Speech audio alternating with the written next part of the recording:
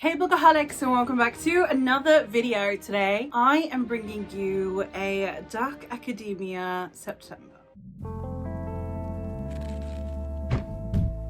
Throughout the month of September, I'm going to be going with the academia aesthetic, dark academia, light academia, fantasy academia, the whole shebang. So I have decided that I'm going to be vlogging September.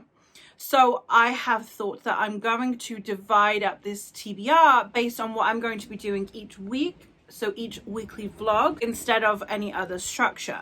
So it's not my usual structure. I'm not doing jar picks, and I am only doing one series this month instead of two. But I hope that you'll be along for the ride irregardless. So the first vlog is going to be the first few days of September, which are the 1st, 2nd and 3rd. And that week I am going to be reading books like I was in a dark academia. So I have gone with a literary thriller, a classic and a non-fiction. So the literary thriller that I have chosen is The Medusa Amulet by Robert Misello. In this story, artist Benedetto Cellini created the Medusa amulet, which is supposedly an amulet that will give you immortality if you look upon it during a full moonlit night, then disappeared and potentially fell into the wrong hands. And since then, people have been looking for it. Fast forward to present day, where David is an art history teacher and his wife is dying.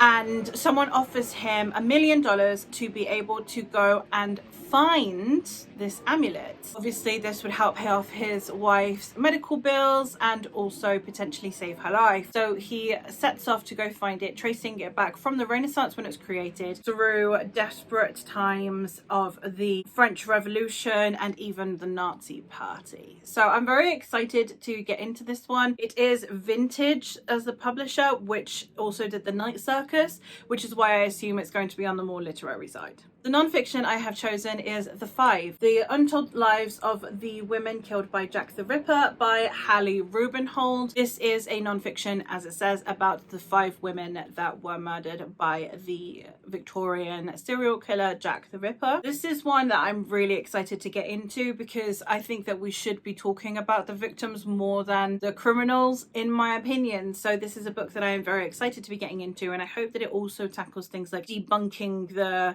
they were merely prostitutes, as though that makes them lesser human beings narrative as well, which I'm very excited for.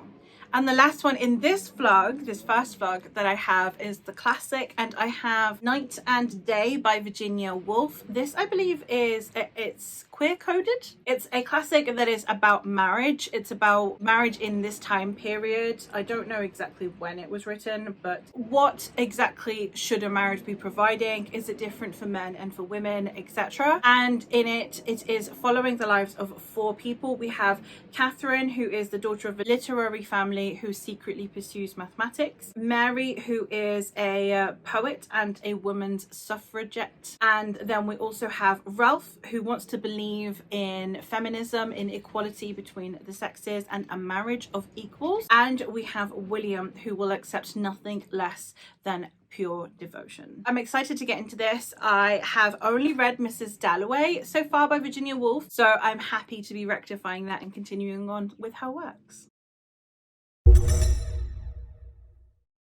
Now getting into the actual Dark Academia vlog, which I am very excited for. I have 3 Dark Academia books. Never Let Me Go by Kazuo Ishiguro. This one is another literary, I think borderline dystopian dark academia, and it is from the perspective of Kathy, who is a 31-year-old woman who is reflecting on her time at the Halisham School, which is a seemingly idyllic school until the students are, I think, faced with the real world, and it talks about the fragility of life, love, friendship, etc. I am very excited to get into this. I am excited to try Kazuo Ishiguro. This seems like a good one to start with. The next Dark Academia I have is probably the one I'm least excited for but the most curious about, and that is The Secret History by Donna Tartt. I have heard Donna Tartt is very problematic in her writing, so I will bear that in mind. It is what is known as like the pinnacle of dark academia. I own it, so I thought I would give it a go. It is under the influence of a charismatic professor. A group of students learn about a new way of thinking and living, which then goes too far beyond what would be considered moral or ethical. Their lives are profoundly changed forever. I don't know anything else about this. I don't need to. I'm gonna read it regardless, so I might as well go in slightly blind. And the last one of the dark academia ones I have is one that I think is YA, but a lot of adult readers are enjoying, and that is A Lesson in Vengeance by Victoria Lee. This one is an LGBTQ plus story. In it, we are following Felicity, who has just returned to the Dalloway School, which is an Ivy League fancy boarding school that she has always considered home until last year, where her girlfriend died. And the school itself is shrouded in mystery. It's always had connections to the occult, to witchcraft, including 5 girls who some say were witches who still haunt the dormitories and the halls of the school. We also have a new girl that has joined, Ellis. This is her first year in the school, and she is a writer and she's a prodigy, and she is wanting to write about this school. So when Felicity cannot resist helping Ellis, they end up possibly unraveling too many mysteries. I'm very excited to be getting into this story. Up next, I have a Greek mythology week. I have an Iliad week, to be exact, all of the Iliad books. So I have Troy by Stephen Fry, which is literally a retelling of the Iliad through Stephen Fry's narrative style. It's just telling you the story of Troy. I think that it does include the precursor of like what led to the initial war, so including I think Zeus getting Paris to choose which of the goddesses was the most beautiful, etc. I am excited to see how Stephen Fry frames the narrative. I have only read Mythos by him, which I listened to audibly, so it'll be interesting to read his book with my eyeballs. The next one I have is probably the one I'm most excited about this week, and that is Helen of Troy by Margaret George. This is the story of Helen of Troy. It is the story from her perspective, which, as she is normally only ever portrayed as some kind of possession. She belonged to Menelaus, and then she belonged to Paris, and Menelaus wanted her back, like she's some toy that got passed around. I'm really excited to get a real chunker version of her life story and about her.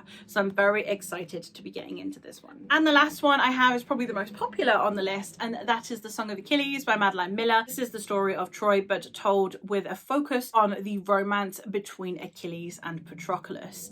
And yeah, it's a queer romance between these two on the backdrop of the Iliad. The next one I have would be my series, and this is going to be my light academia week, and I have the memoirs of Lady Trent by Marie Brennan, which consists of The Natural History of Dragons, The Tropic of Serpents, Voyage of the Basilisk, In the Labyrinth of Drakes, and Within the Sanctuary of Wings. And I'm also going to be reading the companion novel that comes afterwards, I think is following Lady Trent's granddaughter, which is Turning Darkness into Light. This is the story of Lady Trent. Lady Trent is a renowned dragon naturalist. She is the leading scientist in dragons, has written many papers about dragons.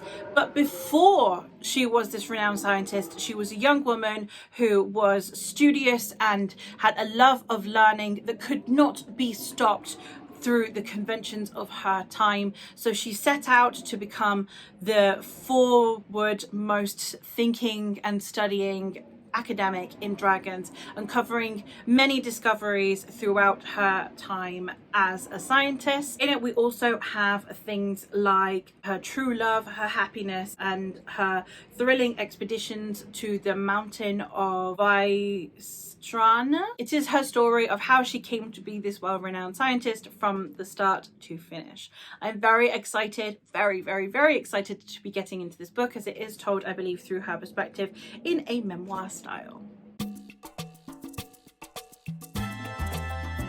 And the last week I have planned, I don't know if I'm going to be able to get to all of these, but they are definitely ones that I'm very excited to get to. I'm going to be celebrating Latino Heritage Month. It goes from the 15th of September to the 15th of October. I'm going to be doing a week of reading Latino books. My self-published book for this month that I am going to be reading is The Tethered Spirits, and this one is a Latino inspired epic fantasy story. I don't have the synopsis here with me at the minute, so you'll have to bear with me and watch the vlog, I suppose, if you want to know, or my wrap up. Another few that I have, the standalone for this month that I have is The Inheritance of Orquídea Divina by Zoraida Cordova, and this one is an adult story that is, the Montoyas are a very well-regarded family. Their matriarch, Orquídea Divina, invites them to her own funeral, and while they're there, they are hoping that they can learn some of the secrets of her life and learn more about her, and obviously also, I imagine, see who inherits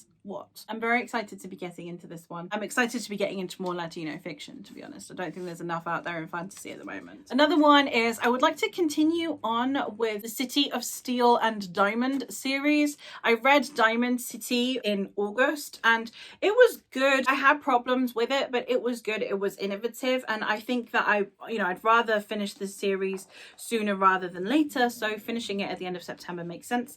The first book in this series is following Aina, who is an orphan, and she has been raised in the criminal underbelly of this city. It's very steampunky, dark fantasy, and she has been offered the deal of a lifetime, one that would help her escape the slums and never have to look back on her criminal past. All she has to do is kill a man. When things go horribly wrong, she ends up having to team up with the brother of her intended victim so that they can uncover some secrets.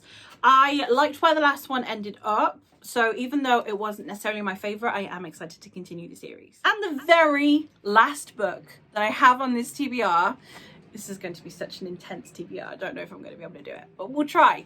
But the last one I have on here, which this one is just if I have the time and have a chance to get to it, is Los Hijos de la Diosa Huracán by Diana Chiviano.